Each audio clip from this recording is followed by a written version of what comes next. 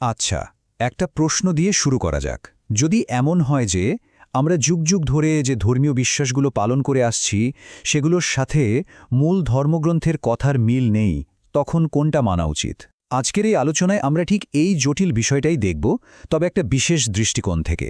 আমরা দেখব কিভাবে সরাসরি কোরআনকে ভিত্তি করে কিছু মানুষ এই দীর্ঘদিনের ঐতিহ্যগুলোকেই প্রশ্নবিদ্ধ করছেন। এই প্রশ্নটাই কিন্তু আমাদের আজকের আলোচনার একেবারে কেন্দ্রে। একটা চিন্তাধারা আছে যেখানে দাবি করা হয় যে মুসলিম সমাজে আমরা যে অনেক বিশ্বাস বা প্রথা দেখি সেগুলো আসলে সরাসরি কোরআন সমর্থন করে না, বরং এগুলো অনেক পরে তৈরি হয়েছে।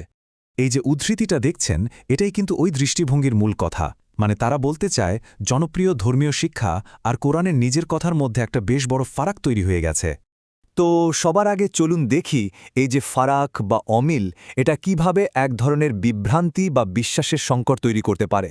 ভাবুন তো, যখন একজন মানুষ নিজে ধর্মগ্রন্থটা পড়ছেন এবং দেখছেন যে এর শিক্ষাগুলো প্রচলিত ব্যাখ্যার সাথে মিলছে না, তখন তার মনে একটা দ্বন্দ্ব তৈরি হওয়াটা তো স্বাভাবিক, তাই না? দেখুন, এই যে যুক্তিগুলো, এগুলো কিন্তু কোনো বিচ্ছিন্ন ভাবনা নয়। এটা আসলে একটা আধুনিক বুদ্ধিবৃত্তিক আন্দোলনের অংশ, যা মানুষকে সরাসরি ধর্মগ্রন্থ পড়তে আর গবেষণা করতে উৎসাহ দিচ্ছে।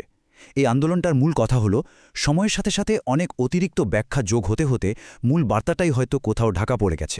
আচ্ছা, এবার আমরা কিছু নির্দিষ্ট প্রচলিত বিশ্বাসের দিকে তাকাব। এই বিশেষ দৃষ্টিভঙ্গি থেকে সেগুলোকে সরাসরি কোরআনের আয়াতের পাশে রেখে তুলনা করা হবে। চলুন দেখি এই তুলনা থেকে আসলে কি বেরিয়ে আসে। যেমন ধরুন কালিমা। আমরা তো সবাই জানি যে 6টি কালিমা পড়াটা ঈমানের একটা খুব জরুরি অংশ। কিন্তু এই যে বিশ্লেষণটা আমরা দেখছি, তাদের মতে এই কালিমাগুলো নাকি সরাসরি কোরআন থেকে নেওয়া হয়নি। তো তাদের প্রশ্নটা হলো, তাহলে কি কোরআন নিজেই ঈমানের ঘোষণার ব্যাপারে কিছু বলে? এই দৃষ্টিভঙ্গির অনুসারীরা কিন্তু ঠিক এই আয়াতটাকেই ঈমানের ঘোষণা হিসেবে সামনে আনেন।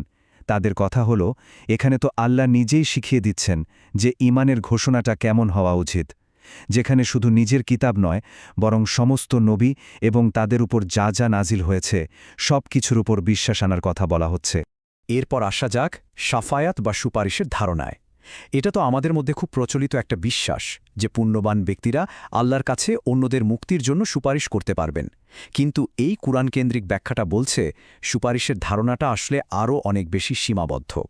এই আয়াতটা দিয়েই তারা যুক্তিটা দেন যে সুপারিশ করার সমস্ত ক্ষমতা, সমস্ত কর্তৃত্ব সেটা শুধুমাত্র আল্লাহর, অন্য কারো সুপারিশ করার কোনো স্বাধীন ক্ষমতাই নেই যদি না আল্লাহ নিজে অনুমতি দেন। তাই তাদের মতে চাওয়া উচিত সরাসরি আল্লাহর কাছেই। এই পর্যায়ে এসে কিন্তু সবচেয়ে বড় প্রশ্নটা সামনে আসে, আর এটাই এই পুরো আলোচনার মূল কেন্দ্রবিন্দু। ধর্মীয় পথ নির্দেশনার জন্য কি একা কোরআনই যথেষ্ট? এই আন্দোলনটা ঠিক এটাই দাবি করে। আরা বলে কোরআন নিজেই নিজেকে একটা সম্পূর্ণ এবং স্বয়ংসম্পূর্ণ গ্রন্থ হিসেবে পেশ করে। এখানে একটা গুরুত্বপূর্ণ ব্যাপার হল, কোরআন নিজেকে বলছে আহসান আল হাদিস, মানে সর্বোত্তম বাণী। এই আন্দোলনের অনুসারীরা প্রশ্ন তোলেন, যখন বেস্ট ন্যারেটিভ বা সর্বোত্তম বাণী আমাদের কাছে আছে, তখন কি অন্য কোনো বর্ণনার উপর নির্ভর করার আসলেই প্রয়োজন আছে? চলুন কোরআনের সম্পূর্ণতার দাবির পক্ষে কয়েকটা আয়াত দেখি। এই আয়াতে মুফাসসালান শব্দটা ব্যবহার করা হয়েছে, যার মানে হল বিস্তারিতভাবে ব্যাখ্যা করা। যুক্তিটা খুবই পরিষ্কার।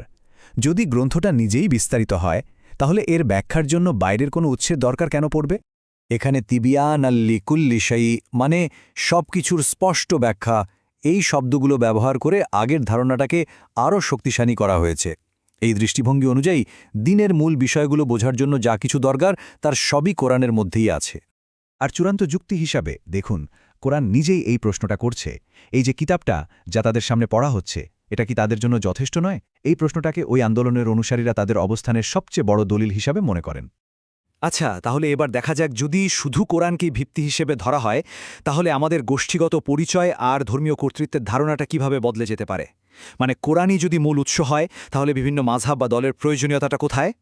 আমরা তো জানি মুসলিম বিশ্ব আজ কত বিভিন্ন দল আর মাযহাবে বিভক্ত, কিন্তু এই বিশ্লেষণটা প্রশ্ন তুলছে, এই পরিচয়গুলো কি কোরআনে দেওয়া হয়েছে, নাকি এগুলো মানুষের তৈরি? তাদের মতে কোরআন একটাই পরিচয়ের কথা বলে। এই আয়াতটা একটা একীভূত পরিচয়ের কথা বলে, মুসলিম। আর এটা কিন্তু সাম্প্রদায়িক বিভাজনকে সরাসরি প্রশ্নবিদ্ধ করে। যুক্তিটা হলো, আল্লাহ যে পরিচয়টা দিয়েছেন তার চেয়ে কি মানুষের তৈরি কোনো পরিচয় বড় হতে পারে? এই আয়াতটা অন্ধ অনুকরণের বদলে ব্যক্তিগত দায়বদ্ধতার উপর জোর দেয়।